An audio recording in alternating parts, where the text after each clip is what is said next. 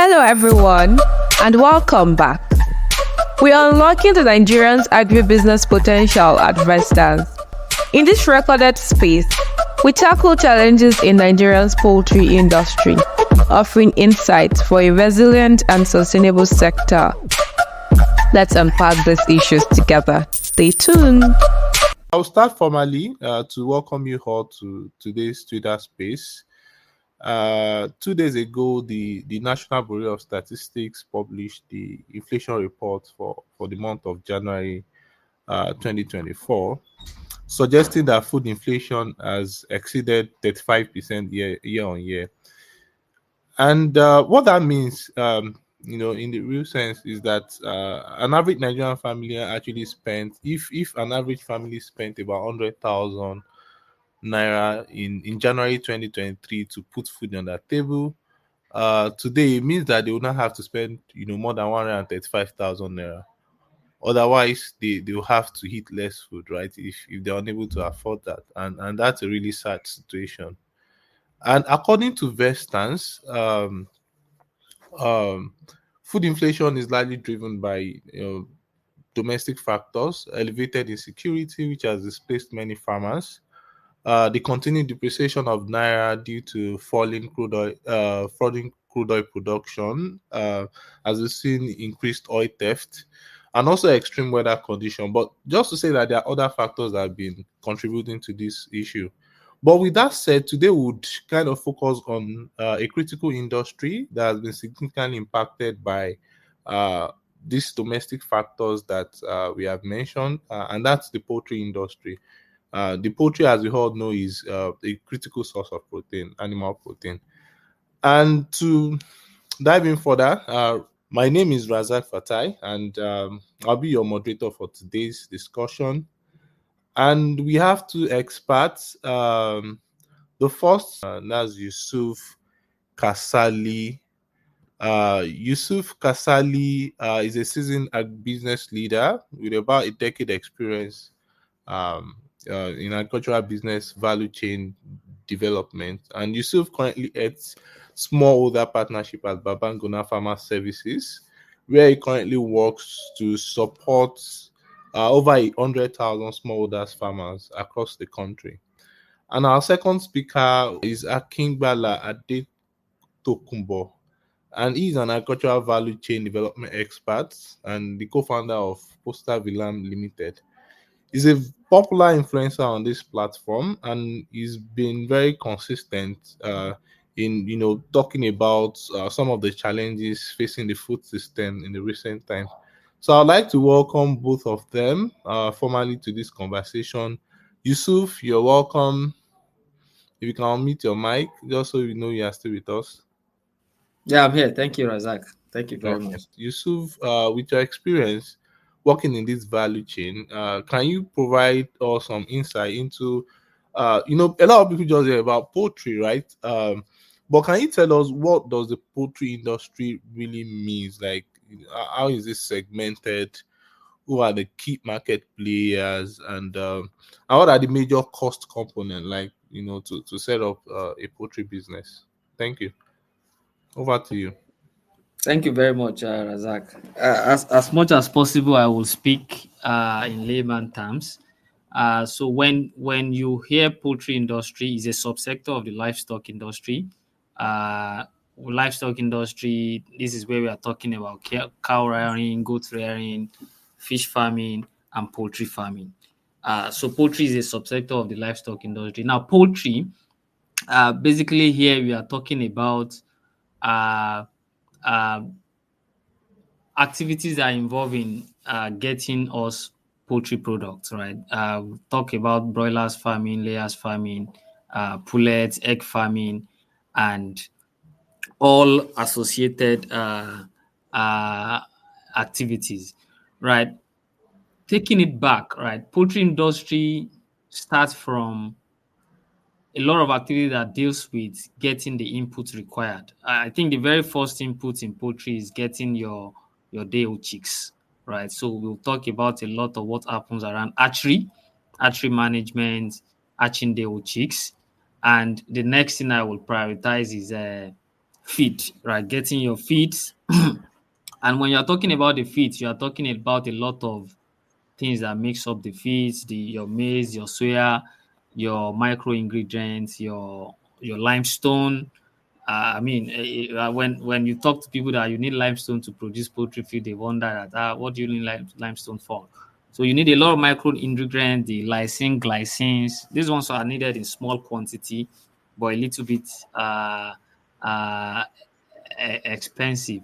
Then you also talk about the poultry equipment, right? You want to talk about your incubators, your archer, your cages, right? The buildings.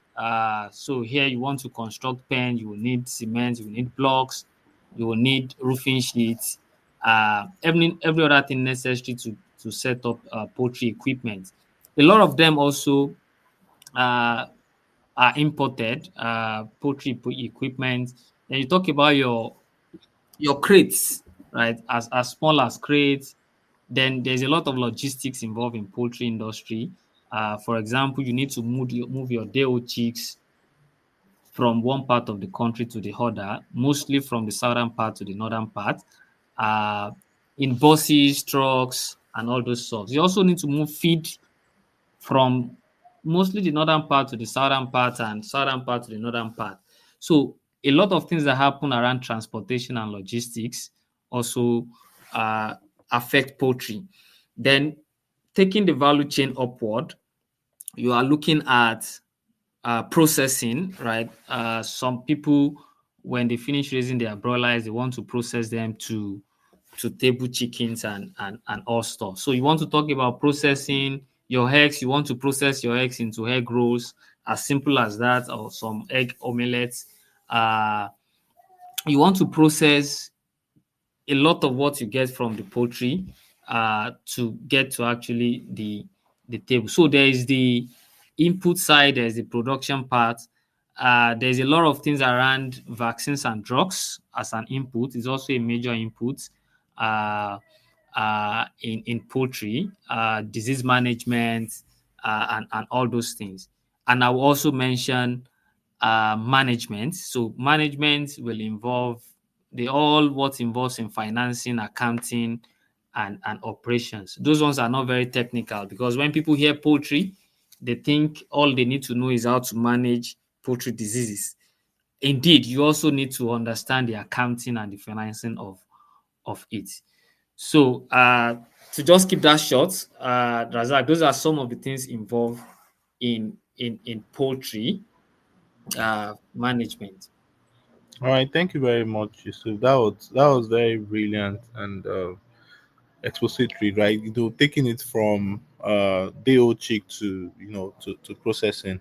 But just to kind of dig further on what you said, you talked about some of the critical ingredients. Before we even move to the current challenges, right? Can you just tell us, looking at the poultry value chain, like what are those major risk factors? What are those critical pillars holding that sector? What are they? So part of the critical pillars of poultry industry is the technology, right? When I say technology, uh, there's a lot that goes into breeding, right? There's a lot that goes into identifying the right poultry breed. I'll just put it simply as that. There are numerous poultry breeds. There are some that do very well in temperate regions. Some do very well in tropical regions. There are some that do very well in egg laying. There are some that do very well in meat production. So the whole aspect of technology of identifying the right breed is a whole lot in terms of key critical sectors. Uh, the other thing is the feed, right? The feed. It's everything, all things associated with feeding birds. They are very, very, very important. And I will also mention that financing, right? Financing is also a key thing that affects poultry industry, right? Financing, how you get money to grow your poultry business, how you get money to add value to what you are producing, in poultry. And finally, I will say that key thing that also affect poultry is generally around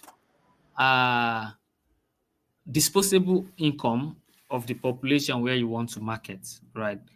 For some reasons, when people have to knock off some certain items in their food packages, quickly poultry products comes to mind. So the disposable income of people you are serving also really matters a lot to determine what happens in the poultry industry. Thank you very much, Yusuf. That's very brilliant. And just to recap on what Yusuf said, there are three major pillars that holds the success of the industry, and that's the breed. I mean, from the supply side, that's the breed, which he was basically describing as the technology, because different poultry beds are suited for different purposes, whether for eggs and the rest. Then he also mentioned feed, which is a very critical component to ensure productivity, especially when mixed in the right quantities. Then he also mentioned financing as a critical supply factors, and Yusuf has also mentioned the demand side. That's the fact that even though if every other thing goes well from the supply, the ability for consumers to actually buy this poultry product is essential for the industry to function effectively. And thank you very much, Yusuf. I wanted to dig deeper. Now, you've mentioned those three critical pillars, right? Um, which one of those pillars do you think Nigeria is currently very strong on? Like right now, we are not trying to even explore the challenges in the market, right, as it is. Like looking back at how the industry has grown.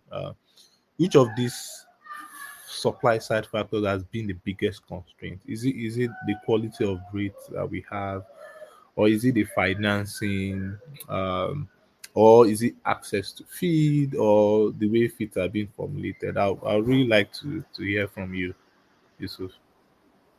Okay.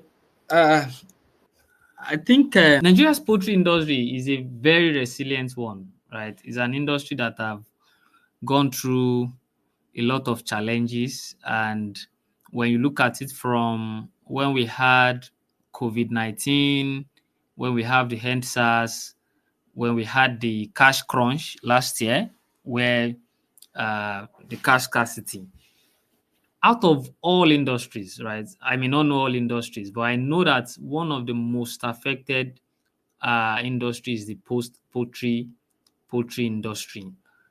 And I will say, looking at the technology, we quite have a number of very excellent breeds of poultry that are well suited for our environment. I will say the major, and also on consumer, also on disposable income of consumers. I will also not say that's also a big deal, because when you look at the volume of what we still import, right, as a country, you won't say demand side is a major issue. I will choose my major issue uh,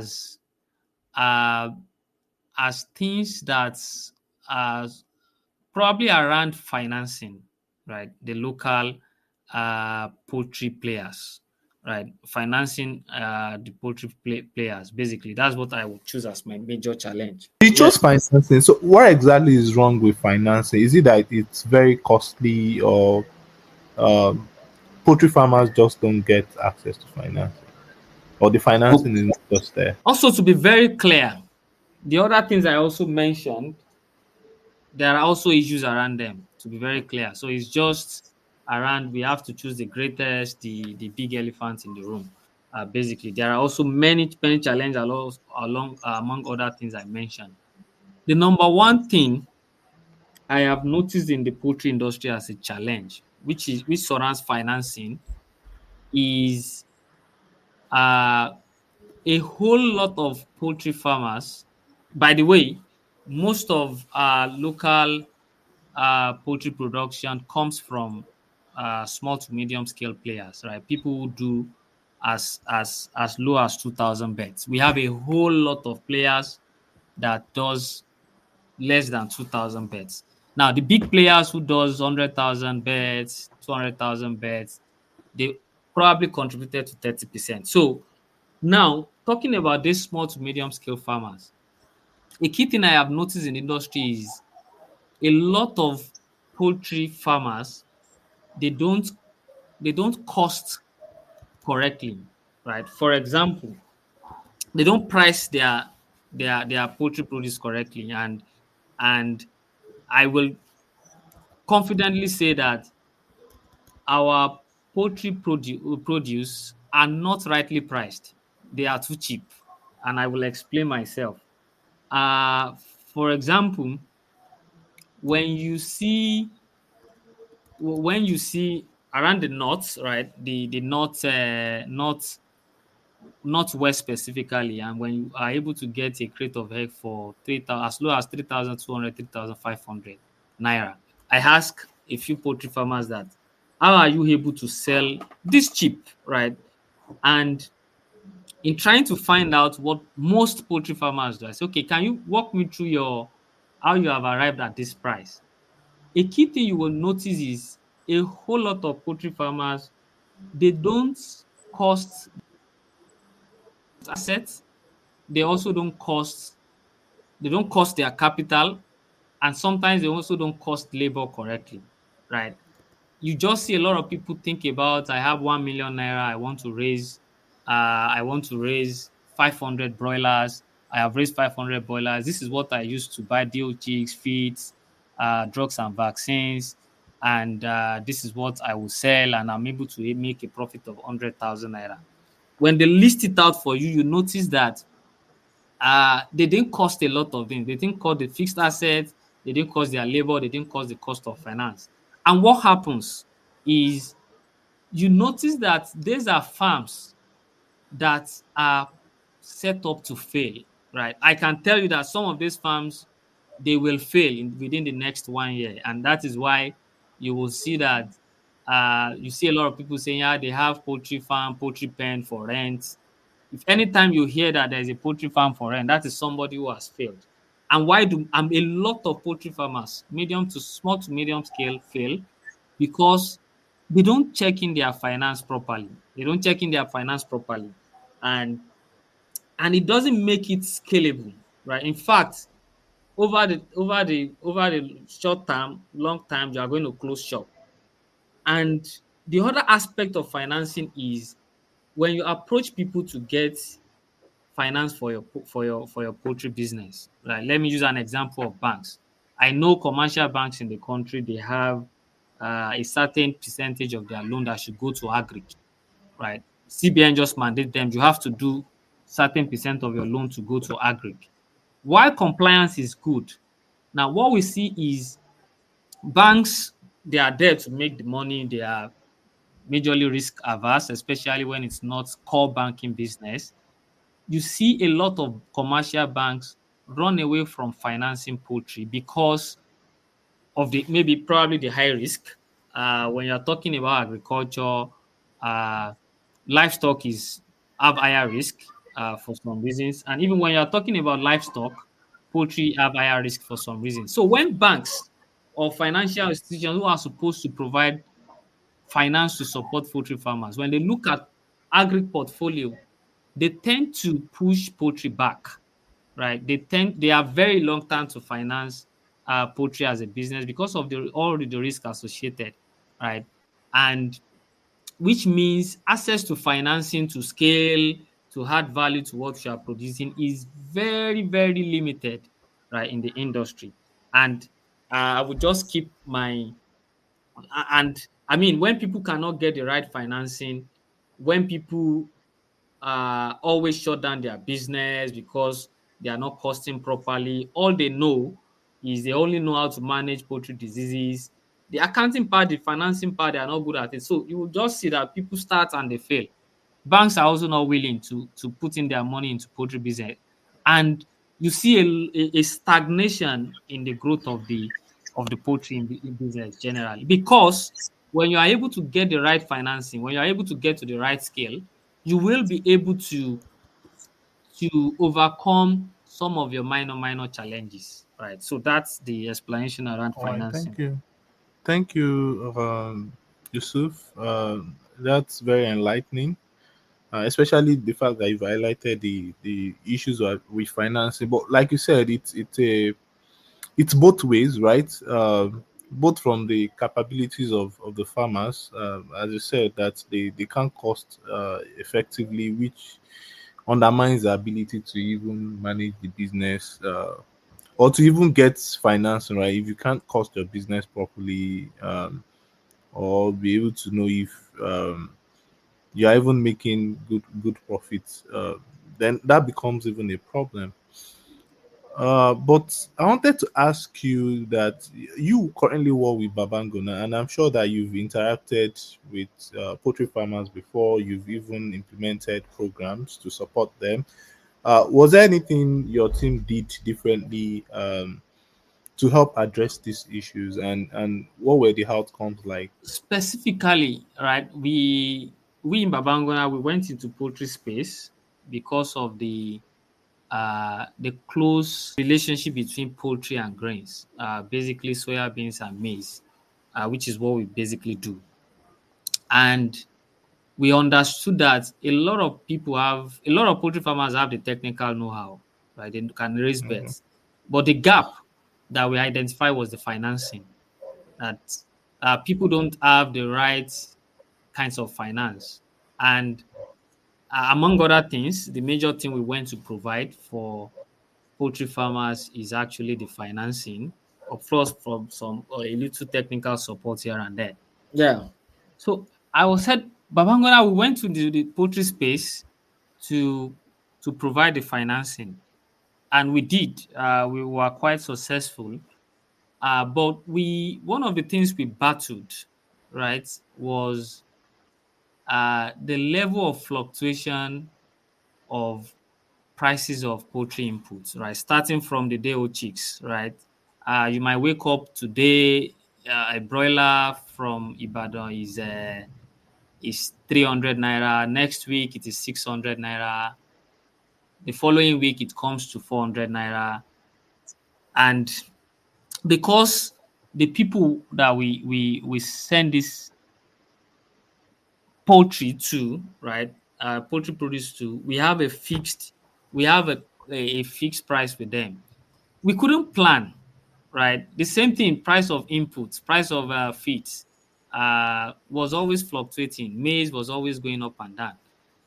And for us, the fact we were able to make our poultry farmers happy, but then it was we couldn't really understand the fluctuation. So I would say the major challenge we had was a lot of things in poultry, they were not stable, right? A lot of things were not stable, and of course, going back to financing, planning, forecasting your expenses, it was really a tough one. So that would say one of the things that we actually discovered in that industry. All right, thank you. That's very shocking.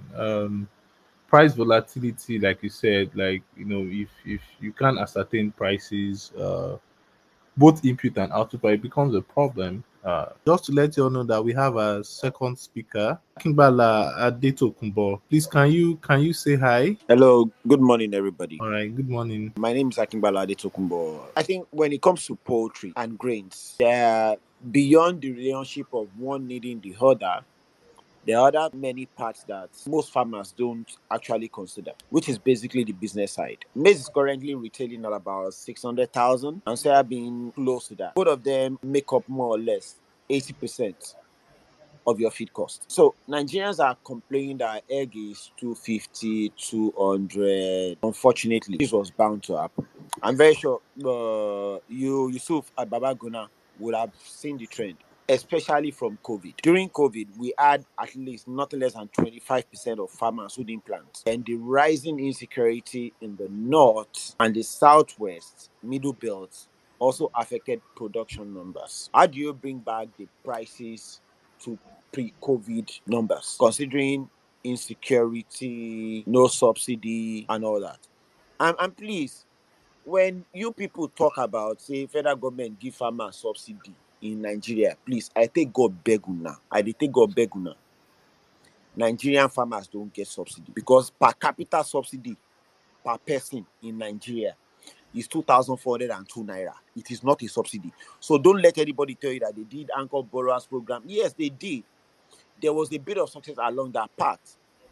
But when it comes down to really what subsidy should be, when it comes to farmers and food, we are not even scratching the surface. So I'll let other people talk for now. All right, thank you. I'll come back to you. And thank you for just helping us unpack some of the challenges. Even though we are yet to discuss like that in details, please let's now dive into the challenges that we are currently facing today. The other speaker already mentioned a few things. I'm sure you heard him when he was speaking, Yusuf.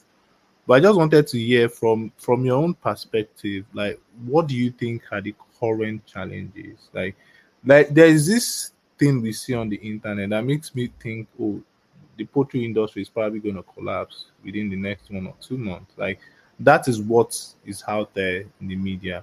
First, let me ask you: do you think that is possible? Like, well, for the industry to collapse? Because I really The, love. the, Then Nigeria's poultry industry is a very resilient one. However, I'm also scared for the industry. One of the things I've said here today is poultry produce are not correctly priced, right? I don't understand how, I mean, as of last week, around Kaduna where I'm based, you can still get a crate of egg 3,200. That is too cheap. Now, if that is too cheap from a poultry farmer's perspective, if that continues, if we don't price poultry produce correctly, right, that is an imminent collapse, right? And we are already seeing it. We are seeing a lot of farms closing down. So I won't say collapsing. I mean, if you see a very resilient industry that has been resilient over the years, COVID and SARS, cash crunch that has been surviving, there might be a stage where the industry gets tired, right? The other speaker mentioned prices going back to pre-COVID. I don't probably think prices might go back to pre-COVID. We should just price poultry produce correctly. all right, Yeah. thank you. Like you said, from what you said, and what the other speakers, I think there's a lot of pricing problem, but also there is also a problem with volatility. Like it's difficult to also plan, right? So it also like from what you said, it all starts with maybe we need to even re-educate the farmers or better educate them in how to plan and set prices correctly. But also there's a big elephant in the room which you mentioned around the fact that the input prices are not even stable, right? Which makes it even difficult for like even the smartest financial planner to be able to say, okay, this is what um, I would expect. Based on maybe 6 month horizon or 1 year horizon.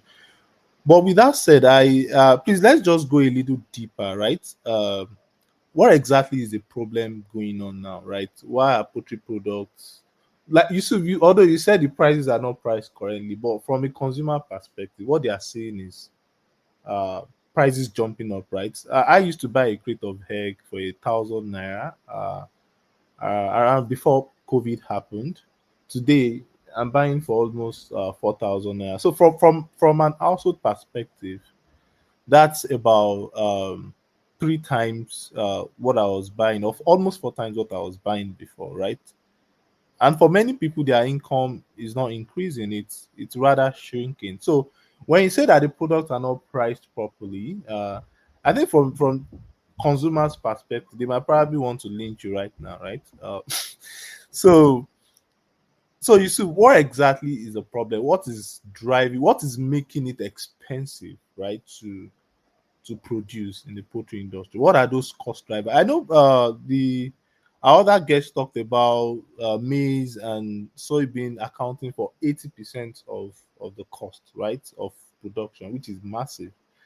So I just wanted to ask you to, like, what do you think is the challenge with those inputs? And then after you intervene, then I'll go back to the other speaker to also talk about it in details. It's actually the input price, right? When you are getting crate of egg, right, at 2,000 naira per crate now, maybe probably the price of maize was around 200,000 naira per ton, right?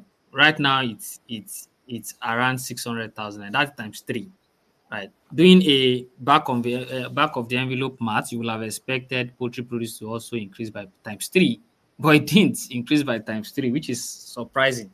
And you won't also blame the consumers. I will also not blame the poultry farmers.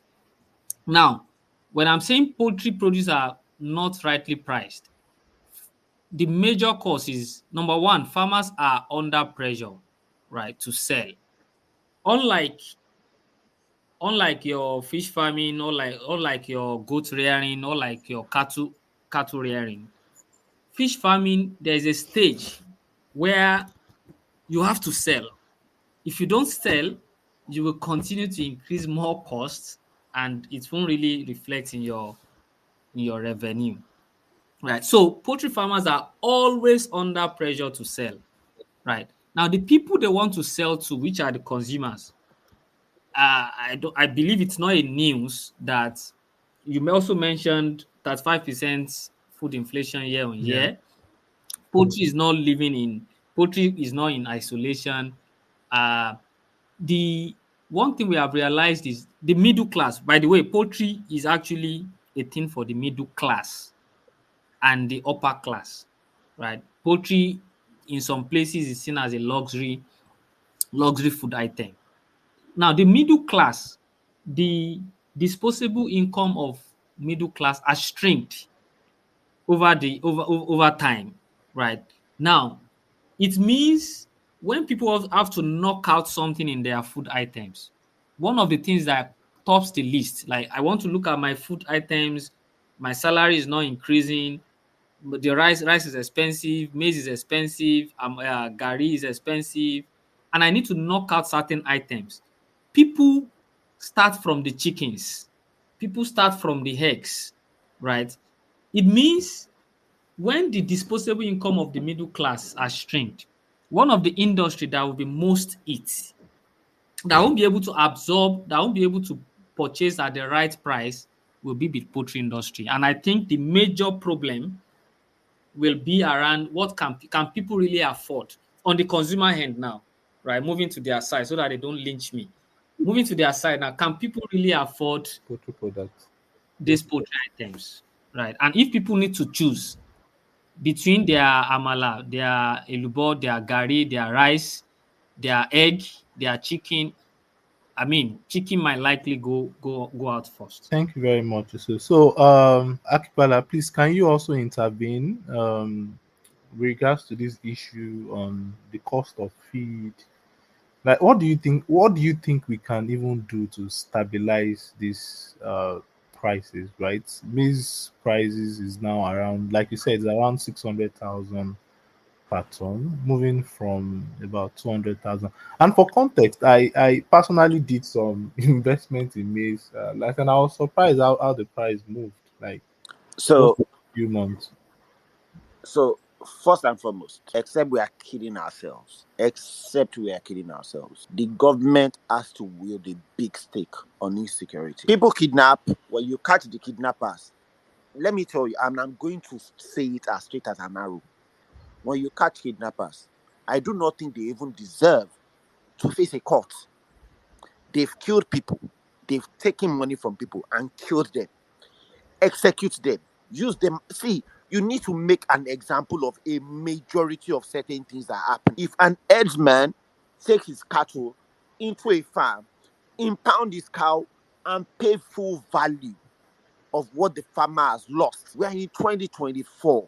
Let's be realistic. If we say we're educated, we're exposed, we should not have people sending cattle around bushes and forests into people's farms. You want food security? Take it as national security. Thank you. In 2020, I bought a bag of fertilizer 2010 for 8,000. I bought a bag of urea for 10,000. This year, I'm buying a bag of fertilizer at 30,000, a bag of urea at 32,000. Who exactly do you think I'm going to pass the cost to? The consumer. So when I pass it to the poultry farmer is going to pass the same cost down on his chicken, on his egg, to the people who are buying. Now, let me tell you the funny thing. Nigerian farmers, both your cereal, your grain farmers, and your poultry farmers actually absorb quite a percentage of the shock in prices before it gets to the consumer. It is when they can no longer buy it, that is when you see them increase prices. I'm a member of the Poultry Farmers Association of Nigeria. I'm also a member of the Maize Farmers Association of Nigeria. I'm a member of the Soybean Farmers Association of Nigeria. I know the things and the arguments we have before we actually have to do price increases. It is not fun. Mechanization cost alone is about 300,000 on an hectare of land. Where exactly am I supposed to pass it? I'm spending on fertility, agronomy, and everything. I'm spending on an average, right, on 1 hectare. I'm spending close to about 1 million or 1 million naira. The federal government is not the one that's going to help to bring down the cost of food prices. If your state governors are hiding behind the federal government and passing all the problems to the federal government, when they are supposed to be the one to work with the local farmers, everybody is going to starve. Let me give you an example. A trailer of yam coming from back in Lara will pass through at least 77 local governments before it gets to Lagos. Each local government is going to collect 10,000 naira from it. Wow. Your police will collect 150,000. Your customs will collect 150,000. Your immigration will collect 150,000. Not to talk of a whole host of other nonsense charges and everything. And that happens to every truck carrying produce and goods. So if the state governors, most especially, see, let's leave the federal government out of this for now. Because see, when the federal government sends allocation, it's going to the state government's purse first. So the state government has control over the local government. Any state government who cannot fix that problem at the local level is part of the problem to the federal government and part of the problem to our food security systems. Thank you. Yeah, thank you very much. That was a brilliant reflection, especially when you spoke about the multiple taxation, right? Having to move goods over 70 local government. And that's really sad, to be honest. So you see, when you were talking about the issues, there were a few things you mentioned which I needed you to kind of close those conversations by providing some recommendations on how to solve them. The first one is on the difficulty in being able to plan. Like, I'll just need your like kind of final thoughts on how that can be dealt with. That's number one. Then the other second thing you talked about was the fact that farmers are often under pressure to sell because every every delay, every day they refuse to sell means they have to incur extra cost, right? They have to buy more feed, or the eggs may become bad, right? So I want to know, do you think if there's some kind of value addition to maybe increase the shelf life, maybe even to process the product, like kill the bird, freeze them, or maybe for the eggs, if there's a way to kind of transform them to egg powder or something.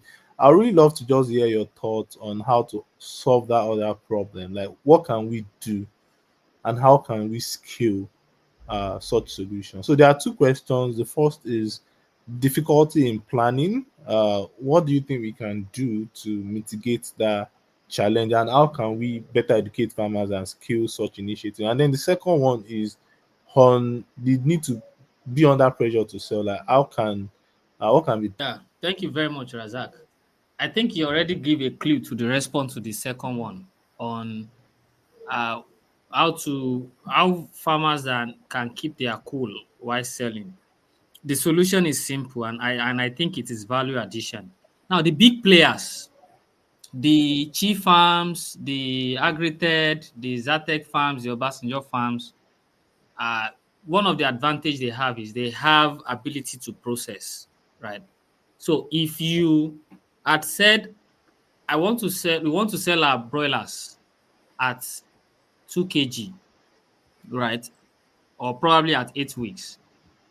When that 8 weeks marks come, they want to sell, right? Let's assume they have 5,000 broilers to sell. They want to sell. Now, out of the 5,000, if they are able to sell just 3,000, the remaining 2,000, they slaughter and process and freeze, right? And they sell at their own time. So value addition is a key solution to that part, right? Every farmer should think about, if I'm unable to sell these 2 crates of egg, these 3 crates of egg, what can I do? And what I tell farmers is, don't think too big.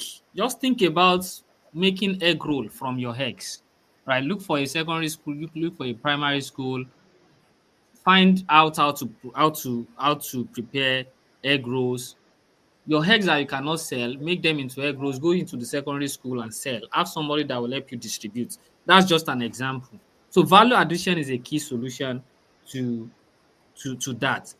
And one other thing that will solve the pricing issue, I think the Poultry Association of Nigeria is a very organized association, one of the organizations that have branches in all 30, active branches, very active branches in all 36 states of the country, even in some local governments.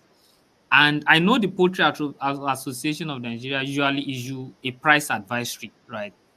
Occasionally, just advising members to sell crate of egg at this price, 2 kg of broilers at this price, and so on and so forth. I think the organization needs to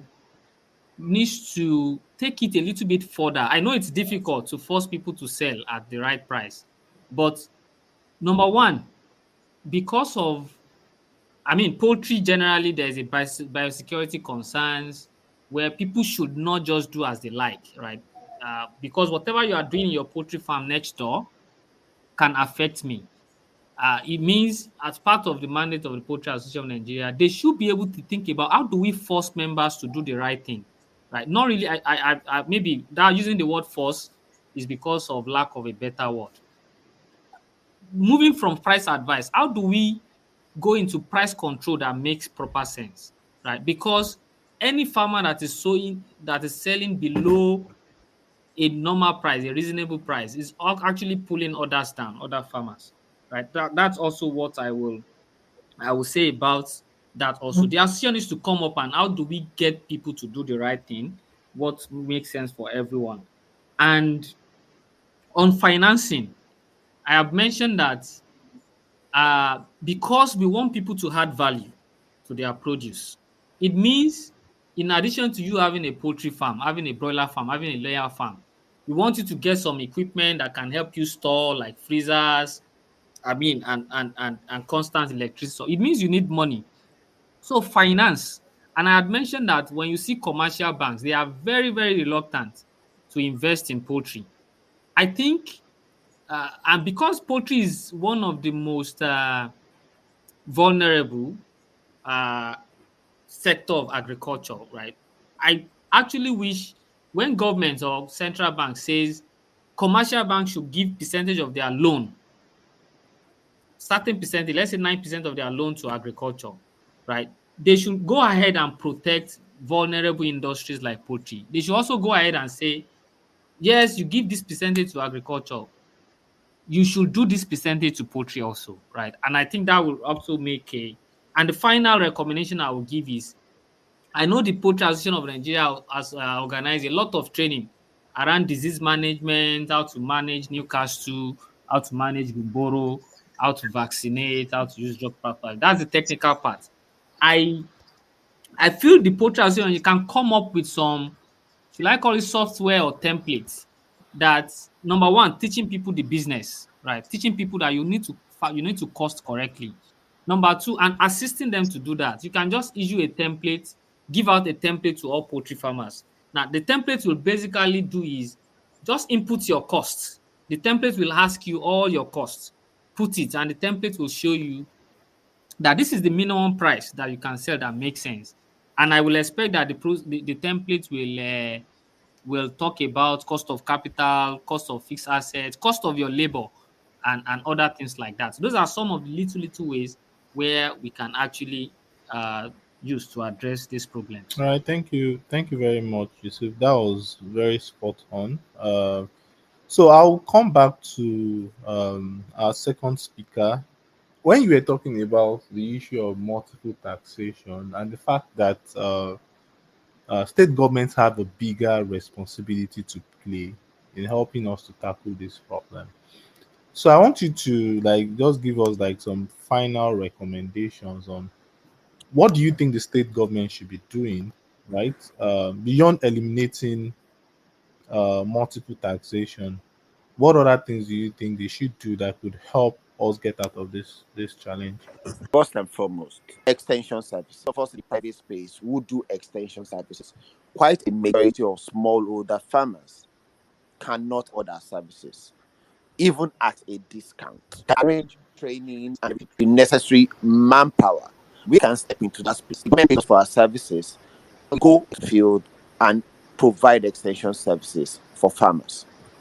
You still mentioned something about people having to process their chicken and everything and everything. And I say one thing: before you sow the seed, find a market. 2 years ago, I called in to help me come and set up equipment for a broiler farm, 6,000 capacity. That broiler farm till today, except from the first one that they did, by the second one that they did, that broiler farm till today does not sell live birds. They process, sell to Spa, ShopRite, hotels. That's who they sell to. They don't sell to anybody more. Anybody. And it's one thing that farmers have to understand. Farming is not just farming. Farming is a business. You need to take it and treat it as a business.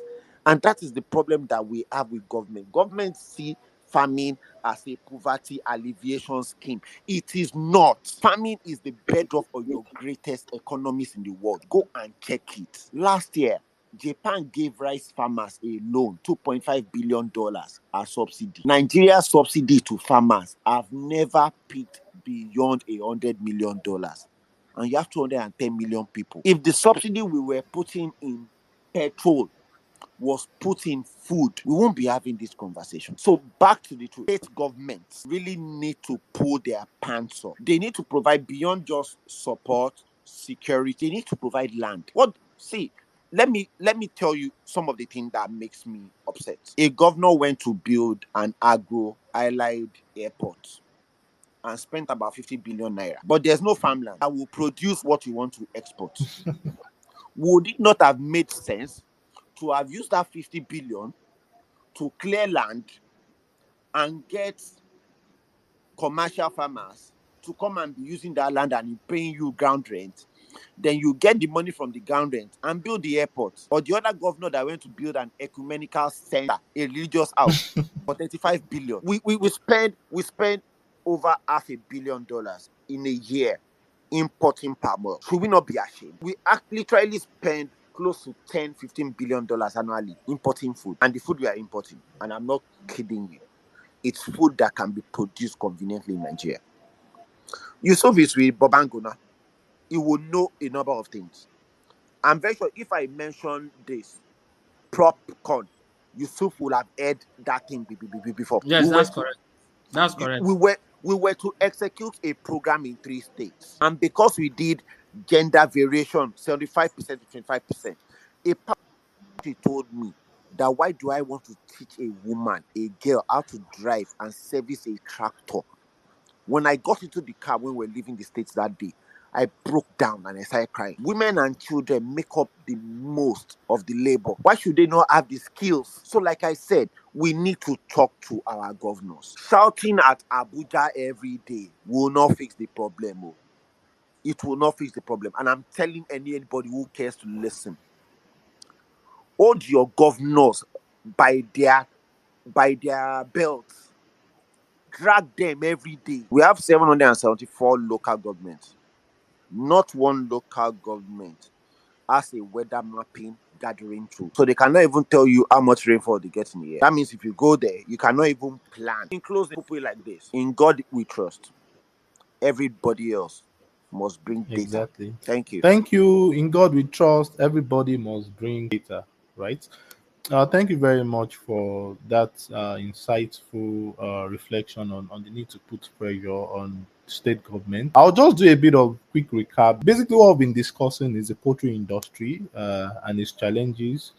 We have two speakers, Yusuf Kasali and Akin Bala Ade Tokumbo, who have been educating us on these issues, and they've talked about how Yusuf, for example, has talked about how the challenges of farmers not even having the right education to plan their business, to cost their business properly, has been a challenge, which has further impacted their ability to price their product correctly, and the fact that they are often under pressure because demand is very weak, purchasing power is low. They are under pressure and as a result have to sell at low prices in order not to incur further cost on their businesses. And now the other speaker has also spoken about some of the challenge with the cost, maize and wheat being a major cost driver, and the fact that those two items have continued to, the prices have continued to go up due to insecurity challenges. And you also mentioned issues around multiple taxation, and several issues. And several recommendations have emerged that have been talked about. I might not be able to mention all of them, but key among them is the fact that we need to shift, focus away on just pressuring federal government, right, to also pressuring state government to address local challenges, to also help provide adequate grants and facilities in the form of subsidy to help reduce the burden that farmers face. We've also talked about the fact that poultry farmers association also need to work together to upskill their members, to strengthen their capacity to be able to plan better, to be able to add value. And we also talked about the need for financing sector to step up, and the fact that regulatory agencies like CBN could also provide some kind of support to ensure that vulnerable sectors are not left out from low cost financing that often target the food system. So there are other solutions that have emerged, but that's just to kind of give an idea of what we've been talking about. As we conclude this exploration of Nigeria's poultry industry, we invite you to stay connected with Vestance. Visit our website at www.vestanceng.com and follow us on X, Twitter at VestanceNG for more discussions on shaping the future of agribusiness. Until next time, stay informed and empowered. Thank you for being a part of our journey.